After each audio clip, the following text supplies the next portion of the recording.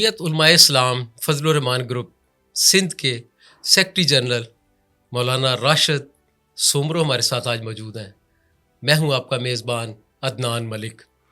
راشد سومرو صاحب، ان کے والد بھی خالد سومرو صاحب شہید، وہ بھی بڑے سیاست میں جذباتی تھے، اور مولانا فضل الرحمان کے ساتھ ان کا بڑا دیرینہ تعلق تھا. اسی نسبت سے آج مولانا راشد بھی مولانا فضل الرحمان کے ساتھ کندھے سے کندھا جوڑ کر کھڑے ہیں، اور انہوں نے اپنے والد شہید کی کسی طرح کی بھی کوئی کمی نہیں ہونے دی. تو راشد سومرو صاحب سے پوچھتے ہیں کہ جی راشد صاحب کیسے ہیں آپ؟ ٹھیک ٹھاک ہیں؟ سب سے پہلے تو آپ کا شکریہ، میں بالکل ٹھیک ہوں اور بہت اچھا ہوں، آپ کے سامنے ہوں. ماشاء اللہ. تو راشد صاحب، آج کل جو ہے کرنٹ ایشو ہے وہ ہے پانی کا مسئلہ، جو سندھ کی چونکہ آپ نمائندگی کرتے ہیں. سندھ کا اور پنجاب کا پانی کا تنازع ہے، آپ اس کو کس تناظر میں لیتے ہیں؟ میرا خیال یہ ہے کہ یہ جو اس وقت ایشو اٹھا ہے یہ سندھ اور پنجاب کا تنازع نہیں ہے، یہ طاقتور اور کمزور کی آپس میں لڑائی ہے. اور آج اگر ہم پانی کا کیس لڑ رہے ہیں تو میں آپ کو یقین کے ساتھ کہتا ہوں، ہم رہیں یا نہ رہیں، یہ آج کا پوڈ کاسٹ ضرور ریکارڈ پہ رہے گا کہ ہم سندھ کے عوام کے ساتھ ساتھ پنجاب کے کسان، ہاری، کاشتکار، زمیندار کا کیس بھی لڑ رہے ہیں. وہ کیسے؟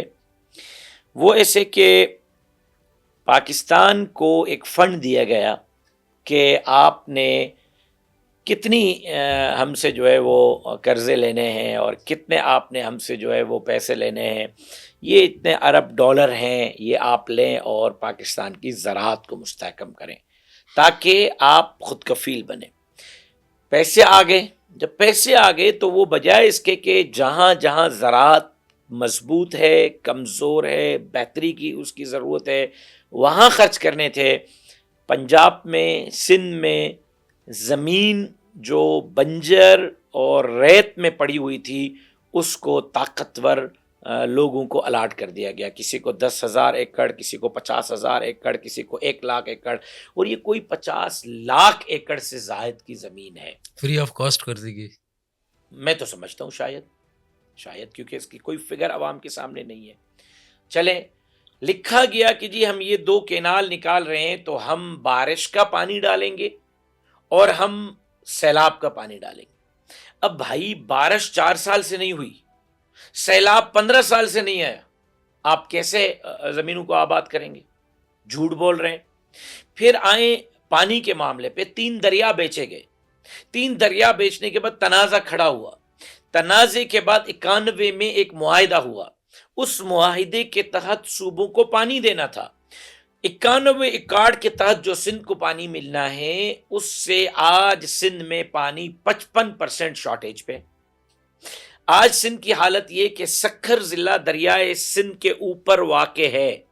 میری رپورٹ نہیں، میڈیا کی رپورٹ نہیں، حکومت سندھ، فیڈرل حکومت، انٹرنیشنل ادارے کی رپورٹ ہے کہ دریائے سندھ کا سکھر میں پینے کا پانی کے قابل نہیں ہے جب تک یہ فلٹر نہیں ہوگا، لہٰذا عوام اس کو نہ پیئیں. پانی زہر آلود ہو گیا ہے. آج اس وقت سندھ میں کوٹڑی ڈاؤن اسٹیم سے سمندر تک پانی نہیں ہے، دریا میں ریت اڑ رہی ہے. نمبر 2، جب 55% شارٹیج ہے اور آپ جب ہمارا پانی مزید لیں گے اور جا کے آپ چولستان کی زمینیں آباد کریں گے تو ہماری شارٹیج تو 100% ہو جائے گی. لیکن جب کینال بن جائیں گے، ڈیزرٹ ایریا کو آپ آباد کریں گے تو نارمل زمین کو 1 گیلن کی پانی کی ضرورت ہے، ڈیزرٹ ایریا کو 10 گیلن کی ضرورت ہوگی، تبھی ڈیزرٹ آباد ہوگا. پھر کیا ہوگا؟ پھر کہیں گے طاقتور لوگ جنہوں نے زمینیں لی ہیں، جن کو الاٹ کی گئی ہیں، وہ کہیں گے کہ پہلے چولستان پیے گا پھر باقی پنجاب پیے گا. ہماری شارٹیج تو 100% ہو جائے گی، باقی پورے پنجاب کی شارٹیج بھی 50-55%، 60% پہ ہو جائے گی. پھر یہاں ڈنڈا لے کر آپ کا، آپ کے کاشتکار کا، آپ کے زمیندار کا، آپ کے ہاری کا پانی لیا جائے گا، پہلے ان کو پلایا جائے گا، پھر آپ کو ملے گا. آج سندھ کا عوام جس بات پہ سراپا احتجاج ہے، مجھ سے لکھ لیں، اگر یہ کینال بنے 10 اور 15 سال کے بعد پنجاب کا زمیندار بھی اسی موضوع پر روڈوں پر ہوگا اور وہ دھرنے دے رہا ہوگا کہ ہمیں پانی نہیں مل رہا. Number 3، let me complete please, اگر آپ اجازت دیں مجھے، کیونکہ یہ حساس ایشو ہے. نمبر 4، کینال پاکستان میں کوئی پہلا بن رہا ہے کیا؟ اس سے پہلے کوئی کینال نہیں بنا؟ کتنے کینال بنے؟ پورا ملک آباد ہو رہا ہے. 80% کینالز پہ کبھی بھی اختلاف نہیں ہوا. 20% پہ ہوا، رک گیا. کالا باغ ڈیم پہ اعتراض 3 صوبوں نے کیا، رک گیا. گریٹر تھر کینال پہ اعتراض ہوا، رک گیا.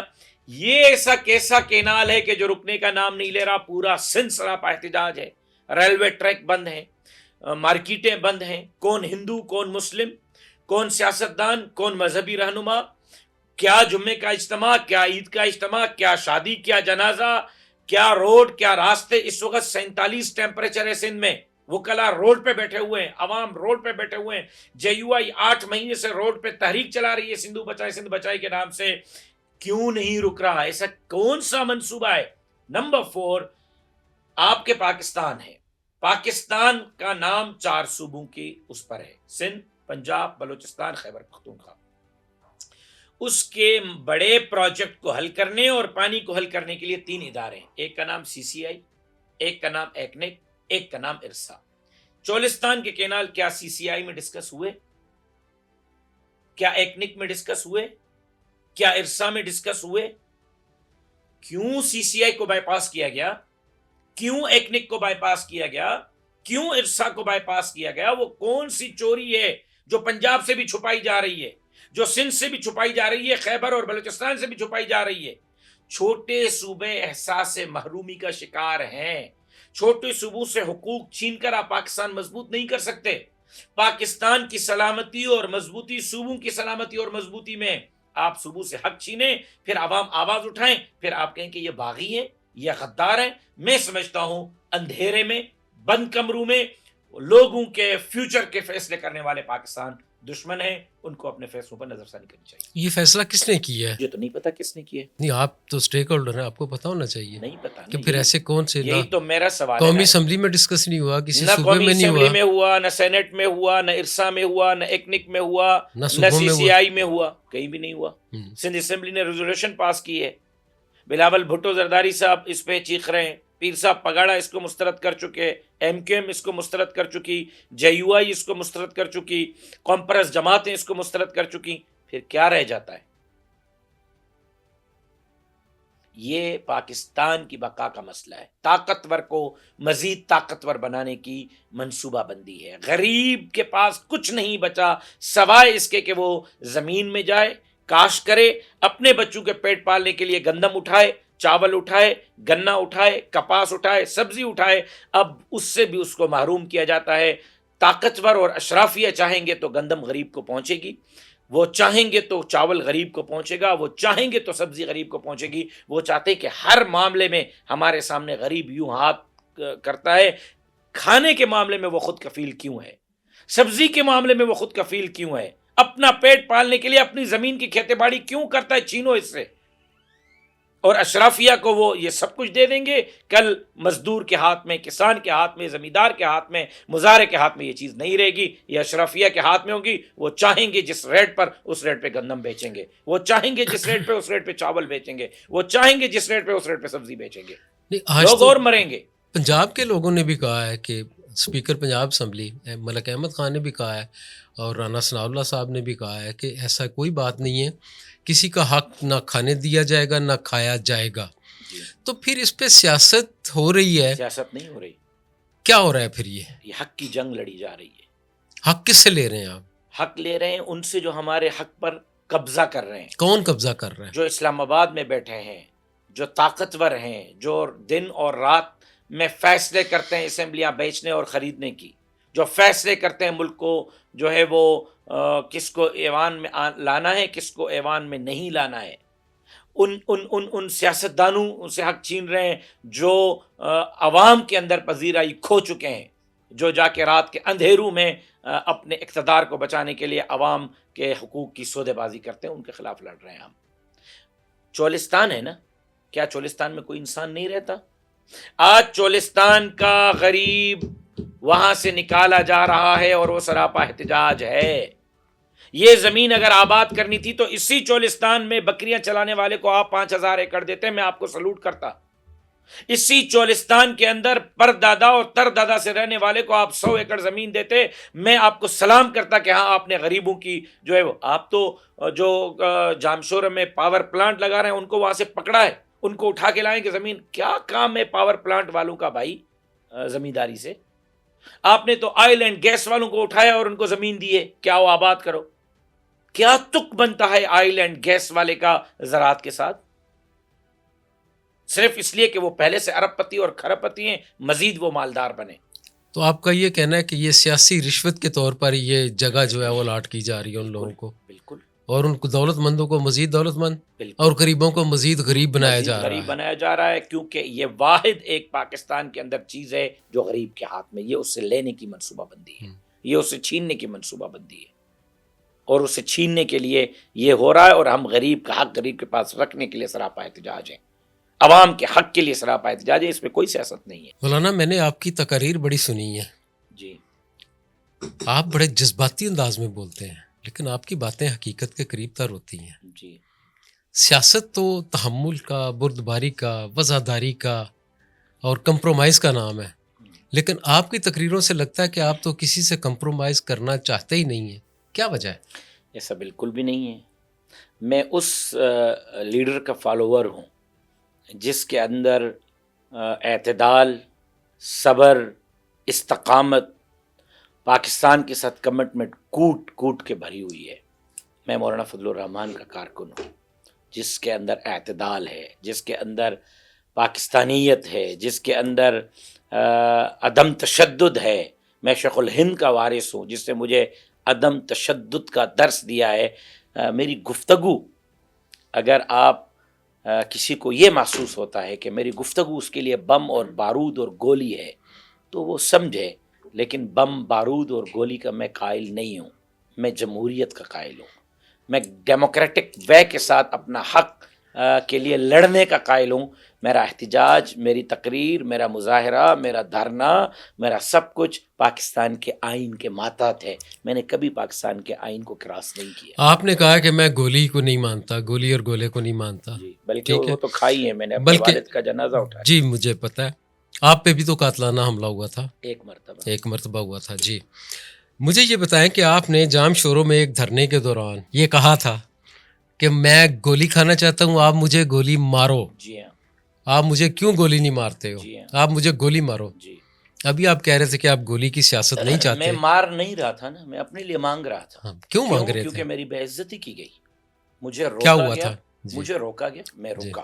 جی میرے ساتھ 2 گاڑیاں تھیں۔ جی سندھ حکومت کی طرف سے، ایپیکس کمیٹی کی طرف سے جن لوگوں کے تھریڈ کی لسٹ شائع ہے اس میں جناب آصف علی زرداری کا نام بعد میں ہے، جناب بلاول بھٹو زرداری کا نام بعد میں ہے، جناب وزیر اعلیٰ سندھ کا نام بعد میں، پہلے نمبر پر ایپیکس کمیٹی کی لسٹ میں راشد محمود سمرو اور میرے بھائی ناصر محمود کا نام ہے کہ ان کو تھریڈ ہے۔ پھر بھی میں نے پرائیویٹ گن مین نہیں رکھا، پرائیویٹ اپنے ساتھ مسلح لوگ نہیں رکھے، پولیس والے سندھ حکومت نے دیے، وہ میرے ساتھ تھے۔ میری والدہ فرنٹ سیٹ پہ بیٹھی ہے، میں گاڑی چلا رہا ہوں، بیک سیٹ پہ میری بہن بیٹی بیٹھی ہے۔ روکا، رک گئے، مجھے کہا شناختی تعارف کرائے، میں نے تعارف کرایا، پھر کہا شناختی کارڈ دیں، میں نے دے دیا، پھر کہا آپ کے پاؤں میں کلاشن کوف پڑی ہے وہ دیں، میں نے دے دی، پھر کہا اس کا لائسنس دیں، میں نے لائسنس دیا، پھر کہا گاڑی کی سرچ کروائیں، میں نے سرچ کروایا، میرے بھائی کی جامع تلاشی لی، اس نے دی، پولیس والوں سے ہتھیار لیے، کارڈ لیے، ان کی تصدیق کی یہ پولیس والے۔ جب سب کچھ ہو گیا، سب کچھ ہو گیا، اس کے بعد انہوں نے مجھے میرے ویپن واپس کیے، شناختی کارڈ واپس کیے، پولیس والوں کو ویپن واپس کیے، اس کے بعد انہوں نے میری گاڑی کی تصاویر لی، جس گاڑی کی فرنٹ سیٹ پہ میری والدہ بیٹھی ہوئی تھی۔ کس قانون کے تحت؟ قومی اسمبلی نے کوئی قانون بنایا ہے؟ کوئی ایکٹ پاس ہوا ہے؟ کوئی یہ فیصلہ ہوا ہے کہ رینجرز چوکی لگائے گی، وہاں آپ کو کھڑا کرے گی اور آپ اتریں گے اور آپ تعارف کے بعد بھی جامع تلاشی دیں گے؟ آپ کی ماں، بہن، بیٹی آپ کے ساتھ ہوگی، پھر بھی آپ کو تذلیل کیا جائے گا، اور اس کے بعد پھر آپ کی تصویریں بھی لی جائیں گی۔ کہاں، کس نے قانون پاس کیا ہے؟ مجھے دے دیں، میں ماننے، کل سے میں تصویریں اپنی بنوانا شروع کر دوں گا۔ کہیں آئین میں یہ لکھا ہوا ہے، کہیں قانون میں یہ لکھا ہوا ہے۔ جب انہوں نے میری تضحیک کی، تذلیل کی، تو میں یہ سمجھتا تھا کہ راشد محمود سمرو اکیلا بندہ نہیں ہے، مولانا فضل الرحمان کا وہ سپاہی ہے جس نے سندھ میں محاذ سنبھالا ہوا ہے. مجھے کمزور کر کے میرے محاذ کو کمزور کرنے کی کوشش تھی, تو میں نے کہا کہ بھائی اس طرح کی بے عزتی سے بہتر یہ ہے کہ موت اچھا ہے. پھر آپ طاقتور ہیں, آپ گولی مارے, میرا سینہ حاضر ہے, یہی کر سکتا ہوں, میں اپنا سینہ دے دوں اس ملک کے لیے. ذلت تو برداشت نہیں کروں گا, بے عزتی تو اب آپ مجھے بتائیں اپنے سینے پہ ہاتھ رکھ کے. ٹھیک تھا, حالات کے مطابق آپ نے جو فیصلہ کیا وہ ٹھیک تھا, لیکن میری بات تو میں نے وہی ہے. گولی نہیں اٹھائی, جی. میں نے اپنے لیے مانگی ہے کہ بھائی مار دو ہمیں, اگر آپ کو ہم پسند نہیں, ہمارا طرز سیاست پسند نہیں, ہم آپ کو جھکتے نہیں ہیں. مولانا فضل الرحمان آپ کے پیچھے نہیں چلتے ہیں, وہ جمہوریت کی, آئین کی بالادستی کی بات کرتے ہیں, وہ ریگنگ کے خلاف بات کرتے ہیں, وہ آپ کو پسند نہیں ہے تو بھائی پھر ہمیں گولی دے. آپ جنازے تو ہم نے اٹھائے ہیں نا, ایک اور صحیح, لیکن جھکیں گے نہیں, غلامی نہیں کریں گے. آئین کی بالادستی, پارلیمان کی بالادستی, عوام کے حقوق کے لیے آخری حد تک لڑیں گے, جھکیں گے نہیں. مولانا فضل الرحمان نے ہمیشہ پاکستانیت کی سیاست کی ہے. کبھی کبھی وہ امریکہ کے خلاف بھی بولتے ہیں جی, اور امریکہ کو اپنا دشمن سمجھتے ہیں, اور پھر ان کا یہ بھی مطالبہ ہوتا ہے کہ ہمیں حکومت میں شامل کریں. تو کیا آپ سمجھتے ہیں کہ کوئی حکومت امریکہ کی مرضی کے بغیر بن سکتی ہے؟ آپ کی بات سے میں ایگری نہیں کروں گا. جی. سب سے پہلی چیز یہ ہے کہ مولانا فضل الرحمان امریکہ کو دشمن نہیں سمجھتے. مولانا فضل الرحمان امریکہ کی غلامی سے انکار کرتے ہیں. ہم آزاد خود مختار قوم ہیں, برابری کے بنیاد پر امریکہ بات کرے ویلکم, سیاسی ڈائلاگ کے دور پر امریکہ بات کرے ویلکم, لیکن آقا اور غلام کا جو تعلق ہے وہ نہ شیخ الہند نے قبول کیا تھا, نہ حضرت نانوتوی نے قبول کیا تھا, نہ اس کے پیروکار قبول کریں گے. تو ہم غلامی کے خلاف لڑ رہے ہیں کہ آپ کے غلام نہیں بنیں گے, ہم آزاد قوم ہیں. یہ اختلاف ہے امریکہ کے ساتھ, دشمن نہیں ہیں ہم امریکہ کے, نمبر 1. نمبر 2, آپ کہتے ہیں کہ مولانا فضل الرحمان اقتدار مانگتے ہیں. ابھی تو پی ڈی ایم کی حکومت تھی, وہ گھر چلی گئی, انتخابات ہوئے, ہمیں ہروایا گیا, پی ڈی ایم کی باقی جماعتوں کو جتوایا گیا. پی ڈی ایم والے تو آج تک منتیں کریں اور مولانا صاحب لات مار رہے ہیں وزارتوں کو. آپ کو کیوں ہروایا گیا؟ آپ کے ساتھ کیا پہلے میں دشمنی مجھے تھی؟ کمپلیٹ کرنے دیں. جی پلیز. اگر مولانا صاحب اقتدار کے شوقین ہوتے تو اب تک اتنی بڑی آفریں آئیں, مولانا صاحب قبول کر لیتے. اقتدار ہمارا مطمع نظر نہیں ہے. ہم مولانا فضل الرحمان لوگوں کے دلوں پہ راج کرتے ہیں, وہ ہمارے لیے سب سے بڑا ہے. پاکستان کی سب سے بڑی اسٹریٹ پاور رکھنے والی جماعت جمعیت علماء اسلام ہے. یہ آپ غلط سوچتے ہیں کہ مولانا کو اقتدار کی کوئی لالچ ہے. یہ وزیر اعظم ہر آئے دن مولانا فضل الرحمان کے گھر بیٹھا ہوا ہو, صدر پاکستان ہر آئے دن مولانا فضل الرحمان کے گھر بیٹھا ہوا ہو, ہر وزیر اعلیٰ, ہر گورنر, ہر پارٹی کا لیڈر وہاں سلامی بھرتا ہو, اس شخص کو آپ ایک وزارت کے لیے کہہ رہے ہیں کہ وہ ایک وزارت کا لالچی ہے؟ نہیں, وہ صدارت کے لیے بھی کہتے تھے نا. کیوں؟ صدر ہمیں بنایا جائے. ہماری جماعت کی اسٹرگل ہے کہ ہم اس ملک کے اندر قرآن کا قانون, شریعت کا نظام اور لوگوں کو حقوق دلانا چاہتے ہیں. بندوق آپ کی نظر میں غلط, ہم بھی کہتے ہیں غلط. بندوق کے زور پر اقتدار پر پہنچنا آپ بھی کہتے ہیں غلط, میں بھی کہتا ہوں غلط. پھر مولانا فضل الرحمان نے بندوق چھین کر مولوی کو ووٹ کی پرچی دی, پارلیمنٹ کا راستہ دکھایا, آئین کا راستہ دکھایا, جمہوریت کا راستہ دکھایا, اور ایوان صدر, ایوان وزیر اعظم, گورنر, وزیر اعلیٰ اور صوبائی اسمبلی کا راستہ دکھایا. آپ وہ بھی ہمارا راستہ روکتے, کہتے وہ بھی غلط, مولوی کا حق نہیں ہے. تو کہاں جائیں گے ہم؟ ہم اقتدار چاہتے ہیں اپنی ذات کے لیے نہیں. وکی لیکس کہاں ہیں؟ پاناما کہاں ہیں؟ ڈان لیکس کہاں ہیں؟ ایف آئی اے کہاں ہے؟ نیب کہاں ہے؟ مولانا فضل الرحمان تو دور کی بات, میرے وزرائے اعلیٰ تو دور کی بات, ڈپٹی چیئرمین سینٹ اور وفاقی وزیر تو دور کی بات, میرے کسی ایک کارکن پر بھی 1 روپیہ کرپشن کا ثابت نہیں ہو سکتا. جس ملک کی سیاسی جماعت پر کرپشن کا کیس نہ ہو, ٹارگٹ کلنگ کا کیس نہ ہو, بھتہ خوری کا کیس نہ ہو, ملک کے ساتھ وفادار کھڑے ہوں, تو ان کو دھکا دینے کی ضرورت نہیں ہے, ان کو اقتدار دینے کی ضرورت ہے تاکہ وہ حقیقی معنوں میں ملک کی خدمت کر سکے. اچھا علامہ صاحب, یہ مولانا صاحب یہ بتائیے گا کہ مولانا فضل الرحمان کو نیب پشاور نے طلب کیا تھا, انہوں نے جانے سے انکار کیا نہیں. انہوں نے کہا کہ اگر ہم جائیں گے تو ہمارے ساتھ ہماری پوری فورس جائے گی. میں نے کہا تھا, یہ مولانا صاحب نے نہیں, مولانا صاحب کے والد مولانا صاحب نے نہیں کہا تھا, میں نے جی. کہا تھا. مولانا صاحب کے ساتھ بیٹھا ہوا تھا میں, جی. نوٹس نہیں آیا تھا. اچھا, خبریں میڈیا پہ چل رہی تھیں کہ نیب مولانا صاحب کو بلا رہی ہے, طلب کر رہی ہے. ہاں جی. جی. ہم نے کہا تھا کہ پھر مولانا صاحب اکیلے نہیں جائیں گے, ٹھیک ہے, پھر 10 لاکھ لوگ ساتھ جائیں گے. کیوں؟ اس وقت ہم پیک پہ تھے، تحریک چلا رہے تھے. جب انہوں نے ہماری تحریک کا راستہ روکنا چاہا، طاقت کے ذریعے، منتوں کے ذریعے، ہر طرح سے، اور وہ ناکام ہوئے، تو پھر انہوں نے سمجھا کہ یہ کوئی کمزور سا مولوی ہے، ایک ایف آئی آر سے، ایک نیب کیس سے ڈر جائے گا، اور ہم جھکائیں گے اور اپنی بات منائیں گے، اور عمران خان کے خلاف تحریک کا مولانا صاحب کا فیصلہ اس طرح ہم واپس لیں گے. پھر ہم نے کہا کہ یہ ایسے نہیں ہوگا. اگر آپ ایک نیب کیس کے ذریعے مولانا فضل الرحمان کو ڈرانا چاہتے ہو تو لاکھوں کارکنوں کے سروں سے گزر کر مولانا فضل الرحمان تک. کتنے کارکن ہیں آپ کے جو جنہوں رجسٹرڈ نے آپ کے فارم پاس؟ فل کیا ہے؟ جی جے یو آئی کے جو بنیادی ورکر ہیں، کمیٹیڈ ورکر ہیں، 4.3 ملین پاکستان کے اندر. تو آپ کی جو ایک لٹھ بردار فورس ہے خاکی رنگ کا، جو جی جس کی مولانا سلامی بھی لیتے رہے ہیں، ان کی تعداد کتنی ہے؟ وہ بھی اس میں شامل ہیں یا وہ الگ ہیں؟ جی شامل. چونکہ آپ کی تو سیکیورٹی اپنی ہوتی ہے نا جہاں بھی شامل آپ ہے. جاتے ہیں. وہ لٹ بردار میرا کارکن آپ کو اس وقت تو یاد آ جاتا ہے جب مولانا فضل الرحمان کوئی احتجاج کر رہے ہوتے ہیں، جب مولانا فضل الرحمان صاحب کوئی دھرنا کر رہے ہوتے ہیں، جب میرے قائد اسلام آباد کی طرف لانگ مارچ کر رہے ہوتے ہیں، پھر لٹھ بردار انصار الاسلام نظر آتی ہے. لیکن جب یہی انصار الاسلام سیلاب میں کام کرتی ہے، اس وقت نظر کیوں نہیں آتی؟ یہی انصار الاسلام کرونا میں جب باپ بیٹے کے ساتھ اور ماں بیٹی کے ساتھ ملنے کے لیے اور بیٹھنے کے لیے تیار نہیں تھی اور عوام کی خدمت کر رہے تھے، اس وقت کیوں نظر نہیں آ رہے تھے؟ بالاکوٹ کے زلزلے میں یہی انصار الاسلام کام کر رہی تھی، وہاں کیوں نظر نہیں آ رہی تھی؟ جب جلسے اور ریلیاں ہوتی ہیں، آپ نے بھی دیکھے، میں نے بھی دیکھے، ایک دن کے اندر پولیس والے بھی قتل ہو جاتے ہیں، پولیس موبائلوں کو بھی آگ لگ جاتی ہے، فوجی املاک بھی جل جاتے ہیں، پھر جی وہ پارلیمنٹ ہاؤس پہ بھی حملہ، پی ٹی وی پہ بھی حملہ. اور وہیں پہ وہی انصار الاسلام اسی لانگ مارچ کو جو عمران خان کے خلاف ہم نے نکالا تھا، لاہور کے اسی مینار پاکستان کے باہر انصار الاسلام کنٹرول کر رہی تھی، اور اسی ٹریک پہ جو ہے آپ کی میٹرو بس بھی چل رہی تھی، ٹرین بھی چل رہی تھی، ٹریفک بھی رواں دواں تھی، اور گھملہ تک نہیں ٹوٹا. اور آپ کے گھملے کی بھی انصار الاسلام نے حفاظت کی، وہاں آپ کو کیوں نظر نہیں آ رہی؟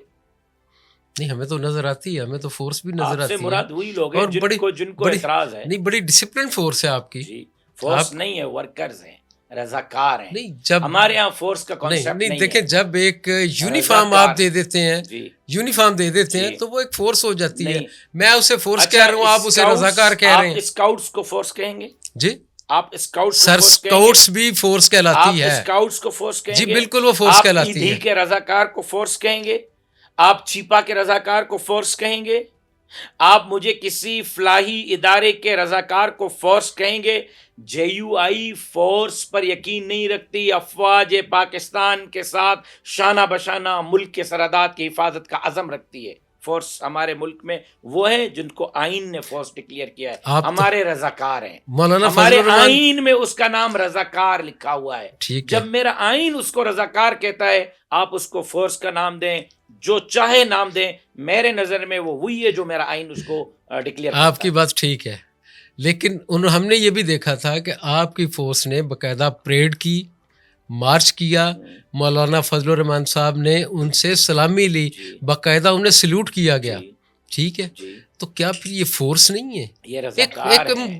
کیا ان کے ہاتھ میں کبھی آپ نے بندوق دیکھی ہے؟ نہیں، ہم نے ڈنڈے دیکھے 10 نا. لاکھ کا اجتماع ہو، ڈنڈا تو ہم نے نظم و ضبط کے لیے رکھا ہوتا وہی تو ہم ہے. کہہ رہے ہیں کہ ڈنڈا بردار فورس. میں نے تو آپ سے گن کی عرض بات نہیں کروں، کی. کیا آپ نے کبھی ان کے ہاتھ میں بندوق دیکھی ہے؟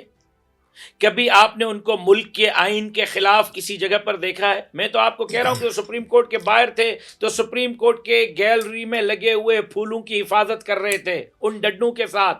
وہ ڈنڈا اپنے کارکن کے لیے لے کے کھڑے تھے کہ خبردار اس پھول کی طرف بھی نہیں آنا ہے. آپ اس کے گلے میں ہار پہنا ہے کہ وہ اپنے کارکن کو ڈنڈا لے کے روکتا ہے کہ بھائی یہ پاکستان کی ملکیت ہماری ملکیت ہے، پاکستان کا پھول ہمارا پھول ہے، پاکستان کا گلدستہ ہمارا گلدستہ ہے، اس کو خبردار کسی نے روندا تو. اچھا مولانا راشد صاحب، یہ بتائیے گا، آپ کے جھنڈے میں کالا اور سفید رنگ ہے. جی میں اپنے نالج کے اور عوام کے نالج کے لیے، یہ کس چیز کی علامت ہے؟ ہمارے اکابرین اور ہمارے بڑے اس کو شرعی تناظر میں بھی، سیاسی تناظر میں بھی، تحریکی تناظر میں بھی دیکھتے ہیں، اور ہمارے جھنڈے کی ایک بہت بڑی اہمیت ہے. اور سفید اور کالے دھاری دار جھنڈے کے حوالے سے مختلف اس پر علماء اکرام کے اقوال اور پھر مختلف حوالہ جات بھی ہیں. ہمارے لیے یہ جھنڈا ایک مقدس پرچم ہے جس کی تاریخ بہت پرانی ہے, صدیوں کالا رنگ اور سفید رنگ تو امن کا ہوا, کالا رنگ کس چیز کی نشاندہی کرتا ہے؟ انگریز کے خلاف, انگریز کے بیٹوں کے خلاف مزاحمت, آئین کے دائرے کار میں رہ کر. اب تو انگریز نہیں ہے, اس کے بیٹے تو ہیں. کون بیٹے ہیں اس کے؟ پاکستان کا مطلب کیا؟ لا الہ الا اللہ. آج تک لا الہ الا اللہ کے نظام کے لیے کوئی ایک مدرسے کا فارغ التحصیل اقتدار پہ لایا گیا ہے؟ کسی ایک مولوی کو وزیر اعظم صدر کی کرسی پہ بٹھایا گیا ہے؟ ایک وزیر اعلیٰ آپ نے بٹھایا, 6 مہینے کے بعد اس کو بھی ہٹا دیا. لا الہ الا اللہ کا نظام آکسفورڈ کے فارغ التحصیل لائیں گے, مجھے ان سے اعتراض نہیں. آپ تو حکومت میں رہے ہیں, ایم ایم اے کی حکومت رہی ہے, پرویز مشرف کے دور میں رہے ہیں, حکومت کا پارٹ رہے ہیں. کے پی میں آپ کی حکومت تھی, 2 منسٹری, 3 منسٹری, 4 منسٹری. پاکستان بننے کو اب تک کی عمر 78 سال ہوئی ہے. 78 سال میں ہم 5 سال ایک, 2.5 سال دوسرے, 16 مہینے تیسرے. ٹوٹل ہمارا دور حکمرانی یہ ہے. آپ کا چیئرمین, ڈپٹی چیئرمین سینٹ بھی رہا ہے مولانا عبد وہ حکمرانی نہیں کرتا. ایک محکمہ تھا منسٹری, وہ ہمارے پاس ہے, اس کا ریکارڈ اٹھائیں. مواصلات کا محکمہ تھا ان کے پاس, صرف مواصلات نہیں تھا, مواصلات تھا, اس کے ساتھ ہمارے پاس ہاؤسنگ تھی, حج تھا, اس کے ساتھ جو ہے وہ ہمارے پاس ایک جو ریفیوجیز ہیں ان کی وزارت تھی. تو آپ کو مفتی عبدالشکور شہید نظر نہیں آتے؟ اس کی کارکردگی نظر نہیں آتی؟ مولانا اسد محمود نظر نہیں آتے کہ سندھ سے ایک بھی ہمارا بندہ قومی اسمبلی میں نہیں, سینیٹ میں نہیں, لیکن پاکستان کا یہ ایک پورشن ہے جو یتیم ہے. حیدرآباد سے سکھر تک موٹر وے نہیں ہے, پورا ملک موٹر وے. کراچی سے نکلیں, اب تو پرائم منسٹر نے اس کا اعلان کر دیا ہے, اٹھ کے سکھر پرائم منسٹر کو لا کر سندھ کو تحفہ دے رہے ہیں موٹر وے کا. حیدرآباد موٹر وے پہ میں نے آپ کی دیکھا بھی ہے, جزوی شراکت دار رہے, اور ہماری کارکردگی 16 مہینے کی, ہماری کارکردگی 2.5 سال کی, ہماری کارکردگی 5 سال کی, جزوی وزارتوں کی ہم قوم کے سامنے رکھ رہے ہیں. کوئی آئے ہم سے اس پر بات کرے. ہم 78 سال میں کبھی اقتدار میں نہیں رہے, ہم 8.5 سال اقتدار کا جزوی حصہ رہے. ہم نے میکسیمم ٹائم جو ہے وہ اپوزیشن میں گزارا. آپ کی بات بالکل ٹھیک ہے, اپوزیشن میں رہے, لیکن اے پی ڈی ایم کی جب پہلی حکومت تھی تو اس میں آپ اس کا حصہ دار تھے. میں نے کب انکار کیا؟ میں 16 مہینے کے اب میں 4 وزارتوں کا اعتراف کر رہا ہوں اور اس کی رپورٹ بھی رکھ رہا ہوں. اور اس کے بعد جب آپ کو الیکشن میں بقول آپ کے ہرایا گیا تو پھر آپ گورنمنٹ کے موجودہ سسٹم کے خلاف ہو گئے. جی, کیوں؟ آپ کو ہار برداشت نہیں ہے؟ ہمارا مطالبہ یہ ہے ہی نہیں کہ ہمیں جتواؤ ہمیں ہرواؤ. اگر یہ مطالبہ ہوتا تو کب تک بہت اچھی ڈیل مولانا صاحب کر سکتے تھے. مولانا صاحب سے زیادہ کوئی طاقتور سیاستدان نہیں ہے. مسئلہ تو یہی ہے, مار تو یہی کھا رہے ہیں ہم کہ حصہ بقدر جسہ اگر لے کے مولانا صاحب بیٹھ جاتے تو بہت اچھا, کسی کو کوئی اعتراض نہیں تھا. مولانا صاحب سے اچھا سیاستدان پاکستان میں کوئی نہیں تھا. 2018 کو مولانا فضل الرحمان صاحب کا جو موقف تھا, آج 2024 کے بعد بھی وہی موقف ہے. ہم اپنے موقف پر قائم ہیں کہ فیئر اینڈ فری الیکشن کروائیں. فیئر اینڈ فری الیکشن میں عوام جس کو جتوائے جس کو ہروائے ہمیں قبول. ہم یہ نہیں کہتے کہ ہمیں جتواؤ, ہم یہ نہیں کہتے کہ ہمیں کیوں ہروایا, ہم کہتے ہیں کہ دھاندلی کیوں کی ہے, حق کیوں چھینا ہے, عوام جس کو لانا چاہ رہے ہیں اس کا راستہ کیوں روکتے ہو, جو گھر میں سویا ہوتا ہے اس کو نیند سے اٹھا کے 10,000 سے 1 لاکھ تک کیوں پہنچاتے ہو, جو 2 لاکھ ووٹ لے کر اور عوامی مومنٹم کر کے جیت کے آتا ہے اس کو 30,000 ووٹوں پر کھڑے کر کے کیوں ہرواتے ہو. ہم اس پہ ہیں, ہماری جنگ یہ ہے, اور 2018 سے لڑ رہے ہیں, اب تک لڑ رہے ہیں. جے یو آئی نے اپنی سیاست کا رخ تھوڑا سا بدل نہیں لیا. پہلے تو بانی پی ٹی آئی کے خلاف ایک دوسرے کے خلاف تھے آپ, اس کے بعد یکدم ایسا ہوا کہ جماعت اس میں جے یو آئی میں اور ان میں رابطے بڑھے اور بڑے پیار محبت شیر و شکر ہو گئے ایک وقت میں. دیکھیں اب پھر تھوڑی سی علیحدگی ہو گئی ہے, وجہ کیا اس کی؟ ایسا نہیں ہے. جیسے ہی یہ فیصلہ ہوا کہ جے یو آئی اپوزیشن میں جاتی ہے تو پی ٹی آئی مولانا فضل الرحمان صاحب کے گھر ایک بہت بڑا ڈیلیگیشن لے کر آئی. اس وقت عمران خان صاحب بھی باہر تھے, وہ جیل میں نہیں تھے. تو انہوں نے کہا کہ مولانا صاحب ہم آپ کے گھر پہ چل کے آئے ہیں, آپ وزیر اعظم کا ووٹ ہمیں دیں, آپ اسپیکر اور ڈپٹی اسپیکر کا ووٹ ہمیں دیں. مولانا صاحب نے ان کو یہ بات کہی کہ بھائی آپ کے اور ہمارے درمیان ایک پردہ حائل نہیں، ایک دیوار حائل نہیں، ایک پہاڑ حائل ہے. ہمارے آپ کے اوپر سیریس ایلیگیشنز ہیں اور جواب میں آپ کی ہمارے اوپر سیریس گالیاں ہیں. پہلے اس کو ختم کریں، بات کریں. اس میٹنگ میں یہ اتفاق ہوا کہ برف پگھلے گی اور آہستہ آہستہ آہستہ آگے بڑھیں گے. اب مولانا فضل الرحمان صاحب کا یا جے یو آئی کا پیپلز پارٹی کے ساتھ نظریاتی اختلاف ہے، نون لیگ کے ساتھ نظریاتی اختلاف ہے، جماعت اسلامی کے ساتھ نظریاتی اختلاف ہے، اے این پی کے ساتھ نظریاتی اختلاف ہے، لیکن کٹھے بیٹھتے ہیں ملک کے لیے، جمہوریت کے لیے. جب ضرورت پڑتی ہے کٹھی تحریک بھی چلاتے. لیکن یہ چیز پی ٹی آئی کی طرف ہماری نہیں تھی. اس سے برف پگھلنا شروع ہوئی. لیکن ہوا کیا، وہ دن اور آج کا دن ہم نے جو اپنے سیریس ایلیگیشنز کی بات کی اس پہ پی ٹی آئی کی قیادت نہیں آ رہی کہ بھائی آپ کے خدشات درست ہیں تو ہم ازالہ کرتے ہیں، آپ کے ہمارے اوپر الزامات غلط تھے یا آپ دلیل دیں کہ صحیح تھے یا ہم آپ کو قائل کرتے ہیں کہ وہ غلط تھے. اس پہ وہ نہیں آ رہے. نمبر 1. نمبر 2، خان صاحب جیل میں ہیں. جو باہر آتا ہے ہر ایک کہتا ہے کہ میں خان صاحب کا نمائندہ ہوں، اور ہر ایک کا موقف مختلف ہوتا ہے. ٹھیک ہے. چودھری صاحب جو فواد چودھری صاحب کے بھائی ہیں ان کا موقف الگ، اعظم سواتی صاحب قرآن اٹھا کے بات کرتے ہیں، موقف الگ، عمر ایوب صاحب کا موقف الگ، علی امین گنڈا پور کا موقف الگ. اعتبار کریں تو کس پر کریں کہ کون نمائندہ ہے، کون صحیح بات کر رہا ہے، کون غلط کر رہا ہے. لہٰذا ہماری مجلس عمومی نے کل یہ طے کیا کہ پی ٹی آئی کے ساتھ ڈے ٹو ڈے افیئرز اور پارلیمانی افیئرز پر بات چیت جاری رہے گی. اس کا اختیار مولانا صاحب کی طرف ہوگا. لیکن جب تک ہمارے سیریس ایلیگیشنز کا ازالہ نہیں کیا جاتا اور جب تک اطمینان نہیں ہوتا کہ ہاں پی ٹی آئی خود اب یک جان یک قالب اور ایک موقف پہ کھڑی ہے اور یہی موقف اب پی ٹی آئی کے سربراہ عمران خان کا ہے، تب تک ہم روڈ اور راستے کی تاریخ میں ان سے دور رہیں گے. جب وہ اس چیز پر آمادہ ہو جائیں گے، ایک پیج پہ ہو جائیں گے، تو کوئی حرج نہیں ہوگا. مولانا صاحب یہ فرمائیے گا کہ ماضی میں مولانا فضل الرحمان عمران خان کو یہودی ایجنٹ کہا کرتے تھے، جی. کیا اب بھی وہ اس بات پہ قائم ہے یا ان کے موقف میں کوئی تبدیلی آئی ہے؟ دیکھیں میں نے ابھی یہی تو بات کی کہ ہمارے سیریس ایلیگیشنز وہ یہی ہے. کیا کسی زمانے میں یہاں ہم نے لوگوں کو انگریز کا ایجنٹ نہیں کہا؟ کیا لوگ انگریز کے ایجنٹ نہیں تھے؟ کیا آج بھی یہاں امریکہ کے ایجنٹ نہیں ہیں، مغرب کے ایجنٹ نہیں ہیں؟ ہمارا ایز اے سیاسی ورکر آپ پر یہ اعتراض ہے کہ بھائی آپ کی پارٹی پالیسیاں ملک کے اندر، آپ کے سوچ اور فکر، آپ کی ڈونلڈ ٹرمپ کے ساتھ میٹنگ، اس کے ساتھ امریکہ کے اندر مذاکرات، آپ کے دنیا کے مختلف عالمی ٹی وی چینلز کو انٹرویوز ہمیں اس خدشات میں مبتلا کر رہے ہیں کہ یہ یہودیوں کا ایجنڈا ہے جو وہ دنیا کے اندر مسلط کرنا چاہتے ہیں.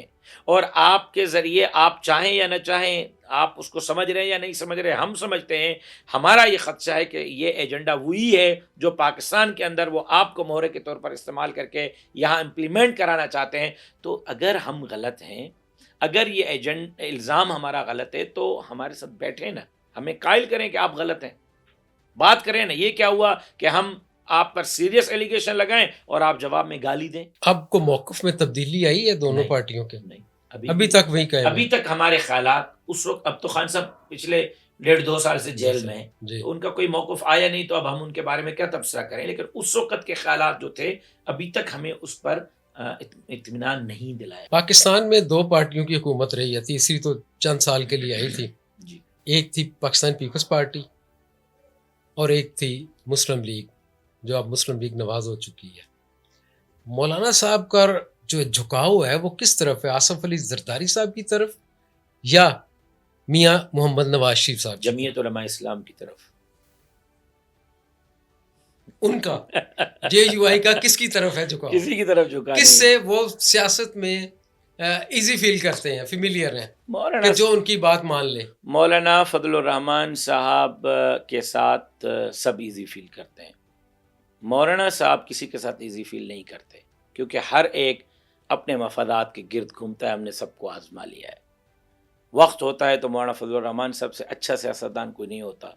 کہ بند کمرے میں اندر ڈیلنگ کرنی ہو اپنے اقتدار کو بچانے کے لیے، پھر وہ موقع زرداری سب کو ملے تو وہ بھی اویل کرتے ہیں، اور مسلم لیگ نون کو ملے تو ہم سمجھتے ہیں کہ وہ بھی اویل کرتے ہیں. تو پھر اس طرح تو یہ ثابت ہوا کہ دونوں نے مولانا فضل الرحمان کی عزت اور قدر نہیں کی.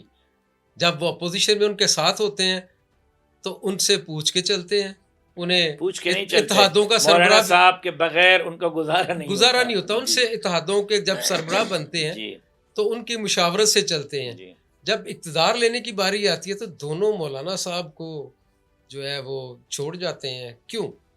یہ تو آپ ان سے پوچھیں، یہ تو ان سے پوچھیں. میں سمجھتا ہوں کہ انہوں نے، یہ میری ذاتی نقطۂ نظر ہے، میرے پارٹی کی شاید یہ نقطۂ نظر نہ ہو، کہ میں سمجھتا ہوں کہ انہوں نے جو مولانا فضل الرحمان صاحب نے ان کو قوت اور طاقت دی، تحریک میں روح ڈالا، مولانا صاحب نہ ہوتے تو شاید یہ تحریک اتنی پروان نہ چڑھتی، شاید آج اس طرح کے حالات پاکستان میں ان کے لیے سازگار نہ ہوتے. لیکن اس کے بعد جو ان کی طرف سے جواب ملنا چاہیے تھا، جس انداز، جاندار انداز میں ہم نے ان کو جواب دیا تھا ان کے مشکل وقت میں، انہوں نے وہ ہمیں نہیں دیا. یہ میرا نقطۂ نظر ہے ذاتی. تو آپ پھر بھی انہی کی طرف دیکھ رہے ہیں نہیں، یا نہیں؟ نہ پہلے ان کی طرف دیکھا تھا، نہ اب ان کی طرف دیکھ رہے ہیں. عوام کی طرف تھے پہلے، اب بھی عوام کی طرف ہے. اے پی ڈی ایم میں ساتھ تھے نا ان کے. اب تو پی آپ ڈی ایم ہمارے پاس تھی، نہیں، اب صدر مولانا فضل الرحمان صاحب تھے. اب تو بقول آپ، وہ اسی لیے میں کہہ رہا ہوں نا کہ جب ان کی ضرورت ہوتی ہے تو انہیں سربراہ بنا لیا جاتا ہے، اور جب ان کی ضرورت نہیں ہوتی تو انہیں ٹیشو پیپر کی طرح استعمال کر کے پھینک دیا آپ جاتا ہے. غلط سمجھتے ہیں، جی، یہ آپ کا خیال ہے. مولانا فضل الرحمان صاحب اتنے کمزور سیاستدان نہیں کہ کوئی ان کو ٹیشو پیپر کی طرح استعمال کرے، اور مولانا صاحب بچے ہیں کہ ٹیشو پیپر کی طرح استعمال ہو کے بس پھینک جائیں. ایسا نہیں ہے. مولانا صاحب آئین پارلیمان کے لیے ایک مضبوط موقف کے ساتھ کھڑے تھے، چل رہے تھے. ضرورت پڑ گئی اسی موقف پر زرداری صاحب کو وہ آئے، ہم نوا ہوئے، پھر چلتی ہوئی گاڑی سے اتر گئے. ضرورت پڑی نواز شریف صاحب آئے، پھر چلتی ہوئی گاڑی سے اتر. ہماری گاڑی ابھی رواں دوائیں، وہ دونوں اتر گئے، عمران خان صاحب سوار ہو گئے. اب دیکھتے ہیں کہ وہ کب اترتے ہیں. ہم وہیں کھڑے ہیں. مولانا فضل الرحمان صاحب پیچھے نہیں ہٹے. آپ تینوں سیاسی جماعتوں میں، جن کے تینوں کے آپ نے نام لیے ہیں، جی، آپ کیا سمجھتے ہیں کہ کون ملکی مفاد میں کام کر رہا ہے؟ میرا خیال ہے کہ اگر آپ تینوں کے بارے میں مجھ سے پوچھیں گے تو اس وقت جو بالکل خاموش بیٹھا ہوا ہے، جو نظر نہیں آ رہا ہے، میرا خیال یہ ہے کہ میں محمد نواز شریف صاحب، میں اس کو ان دونوں کے بنسبت بہت بہتر سمجھتا ہوں. آپ آئندہ کی سیاست، مستقبل کی سیاست ان کے ساتھ کرنا چاہیں گے، یا جماعت اسلامی سے بھی آپ کی ملاقاتیں ہو رہی ہیں، جماعت اسلامی کو بھی آن بورڈ لیں گے کہ دینی قوتیں جو ہیں وہ ایک طرف ہو جائیں؟ طاقتور قوتیں راستے سے ہٹ جائیں، ایک مرتبہ فیئر اینڈ فری الیکشن کرا لیں. مولانا فضل الرحمان کا راستہ، ان کی جماعت کا راستہ کوئی نہیں روک سکتا. یہ عجیب بات ہے کہ ملین مارچ کرو تو 10 لاکھ لوگ، 7 سال عالمی اجتماع کرو تو 50 لاکھ لوگ، 3 دن کے نوٹس پہ کراچی پہ جلسہ کرو تو 4 کلومیٹر پر لوگ ہی لوگ. توسا میں جلسہ کرو تو اسٹیڈیم میں تل دھرنے کی جگہ نہیں. لاڑکانہ میں جلسہ کرو، اسٹیڈیم میں تل دھرنے کی جگہ نہیں. مردان میں جلسہ کرو، پشاور میں جلسہ کرو، کوئٹہ میں جلسہ کرو، تل دھرنے کی جگہ نہیں. اور کرسی پہ نہیں، زمین پر اپنے خرچے پہ، کرایہ نہیں دیا، کوئی سرکاری مشینری استعمال نہیں. تو یہ لوگ ووٹ کے وقت کہاں چلے جاتے ہیں؟ بھائی جان، ایک دائرہ ہے، اس دائرے کا نام ہے اقتدار کے اندر کون ہوگا. ابھی اس دائرے کے اندر مولوی ان کو قابل قبول نہیں ہے. اس لیے قابل قبول نہیں ہے کہ مولوی آئین کی بالادستی چاہتا ہے، شخصیات کی پسند اور ناپسند کو قبول کرنے کے لیے تیار نہیں ہے. تو مولانا صاحب پھر تو ایسا ہوا نا کہ آپ کی جماعت مقبولیت کی جماعت ہے، جی، لیکن اسے قبولیت کا شرف حاصل نہیں ہے، تو ایسا ہے؟ تو ہم اسی کی طرف بڑھ رہے ہیں. عوامی غیظ و غضب، اس کا سامنا تو بہرحال کرنا پڑے گا. لیکن یہ مولانا فضل الرحمان کو سلام پیش کریں، سلوٹ پیش کریں کہ آپ پچھلے 40 سال سے اس کے ساتھ زیادتی کر رہے ہیں، اس کے باوجود وہ آئین کا راستہ نہیں چھوڑ رہا، وہ جمہوریت کا راستہ نہیں چھوڑ رہا، وہ پارلیمان کا راستہ. ہماری پارٹی میں ڈسکس ہوا کہ ایسے نظام کو خیر بات کہنا چاہیے، ہم الیکشن میں حصہ نہیں لیں گے. لیکن مولانا صاحب نے کہا کہ نہیں، ہمیں اسی راستے پہ رہنا ہے، اسی ڈگر پہ رہنا ہے. ڈاکٹر طاہر القادری تو بہت جلد اقتدار چھوڑ گئے تھے، ان کے حوالے سے کیا کہیں گے؟ جماعت تو ان کی اب بھی ہے، وہ خود سیاست سے میرا خیال یہ ہے کہ سیاست کے اندر سنجیدگی، اعتدال اور صبر یہ بہت بڑی چیز ہوتی ہے. اگر آپ یہ نہیں کریں گے تو شاید آپ کامیابی تک نہ پہنچیں. تو زینے ہوتے ہیں، چڑھنے ہوتے ہیں، جی اقتدار، کبھی ریل، کبھی جیل. یہ سیاست کا حسن ہوتا ہے. مولانا صاحب یہ بتائیے گا کہ سی پیک پہ آپ کا ایک موقف تھا کہ سی پیک کی نشاندہی مولانا فضل الرحمان صاحب نے کی تھی، کیا اب بھی آپ اس موقف پہ قائم ہیں؟ جی درست، یہ میرا موقف نہیں ہے، جی یہ ڈاکومنٹیڈ چیز ہے. جی آپ ڈاکومنٹ اٹھائیں. جی سب سے پہلے بحیثیت، اور یہ مولانا فضل الرحمان صاحب کا ایک ذاتی حیثیت میں موقف نہیں تھا، پاکستان کو ریپریزنٹ کر رہے تھے بحیثیت فارن افیئر کمیٹی کے چیئرمین کے. اسمبلی کے نمائندے کے طور پر وہ چائنا گئے تھے، پاکستان کے نمائندے کے طور پر وہ چائنا گئے تھے. سب سے پہلے اس سوچ کو بحیثیت فارن افیئر کمیٹی کے چیئرمین کے مولانا فضل الرحمان صاحب نے اپنی اسمبلی میں بھی رکھا، چائنا کے سامنے بھی رکھا. پھر حکومتیں آتی گئیں، ڈیولپ ہوتا رہا. اس میں زرداری صاحب نے جب اپنے دور اقتدار میں تھے انہوں نے اپنا حصہ ڈالا. میاں نواز شریف صاحب اپنے دور اقتدار میں تھے، انہوں نے اپنا حصہ ڈالا. عمران احمد خان اپنے دور اقتدار میں جب تھے تو 4 مہینے کنٹینر رکھ کے اس کو روکنے میں اپنا حصہ ڈالا. انہوں نے، ہر ایک نے اپنا حصہ ڈالا ہے. میں یہ کہوں کہ مولانا فضل الرحمان کا ہی کریڈٹ ہے، باقی کسی کا نہیں ہے تو یہ زیادتی ہوگی. لیکن سب سے پہلے دوستی کو اقتصادی دوستی میں تبدیل کرنے کی سوچ دونوں طرف اگر رکھنے والی کوئی شخصیت تھی تو وہ مولانا فضل الرحمان صاحب. مولانا فضل الرحمان اور کو، یہ ڈاکومنٹیڈ چیز ہے، اسمبلی کے ریکارڈ پر موجود چیز. مولانا فضل الرحمان کو بی بی شہید کے دور میں، دور حکومت میں، ان کو کشمیر کمیٹی کا سربراہ بنایا گیا. جی، اس میں کوئی خاطر خواہ کامیابی نہیں ہوئی، اس کی وجہ کیا تھی؟ آج کشمیر کمیٹی کے چیئرمین کون ہے؟ نام بتائیں مجھے، اس کی کارکردگی بتائیں مجھے. اس سے پہلے عمران احمد خان نیازی صاحب کے دور اقتدار میں 5 سال کشمیر کمیٹی کا چیئرمین کون تھا؟ اس کی ذرا کوئی کارکردگی بتائیں. مولانا فضل الرحمان صاحب تو 2 مرتبہ کشمیر کمیٹی کے چیئرمین رہے. مولانا صاحب سے پہلے کون تھا، کوئی نام بتائیں. مولانا صاحب کے بعد کون تھا، کوئی نام بتائیں. 78 سال میں مولانا صاحب تو صرف 2 ٹینیور رہے نا. پہلے والوں کی کوئی کارکردگی رکھیں، بعد والوں کی کوئی کارکردگی رکھیں. لیکن مولانا فضل الرحمان صاحب کی کارکردگی آپ یوٹیوب پہ سرچ کریں. بحیثیت کشمیر کمیٹی کے چیئرمین کے وہ اقوام متحدہ کے فلور پر کھڑے ہیں اور وہاں کشمیر کا کیس لڑ رہے ہیں. بحیثیت کشمیر کمیٹی کے چیئرمین کے وہ جنوبی افریقہ میں کھڑے ہیں اور وہاں کیس لڑ رہے ہیں. وہ نیٹو کے دفتر کے اندر نماز کا ٹائم ہوتا ہے تو سجدہ دے رہے ہیں اللہ کے حضور اور نماز ادا کر رہے ہیں، اور اس سے فارغ ہو کے نیٹو کے دفتر میں وہ کشمیر کا کیس لڑ رہے ہیں. کیا یہ ریکارڈ پہ چیزیں موجود نہیں ہیں؟ بات کشمیر کمیٹی کی چیئرمین کی نہیں تھی، ایک شخصیت کے ہتک کرنے کی تھی. کشمیر کمیٹی کا پہلے بھی چیئرمین تھا، اب بھی ہے، کسی کو پتہ نہیں ہے. کشمیر کمیٹی کا وزیر علی امین گنڈا پر رہا، اس کی کوئی کارکردگی تو بتائیں مجھے. وزیر کشمیر کمیٹی ایک پارلیمانی کمیٹی ہے، اس کمیٹی کے پاس آپ نے ایٹم بم چلانے کا اختیار دیا ہوا ہے کہ لا جا کے ہندوستان پر مار کے آئیں. کشمیر پر وزیر اعظم کی کوئی کارکردگی پر کیوں سوال نہیں اٹھاتا؟ کشمیر پر صدر پاکستان کی کارکردگی پر کوئی سوال کیوں نہیں اٹھاتا؟ کارگل سے کیوں واپس ہوئے تھے اس پہ کوئی سوال کیوں نہیں اٹھاتا؟ کیا کشمیر کمیٹی کا چیئرمین آپ نے اختیار دے دیا کہ کشمیر کے بس سیاہ اور سفید کا مالک کشمیر کمیٹی کا چیئرمین ہوگا؟ یہ کردار کشی کرنی تھی.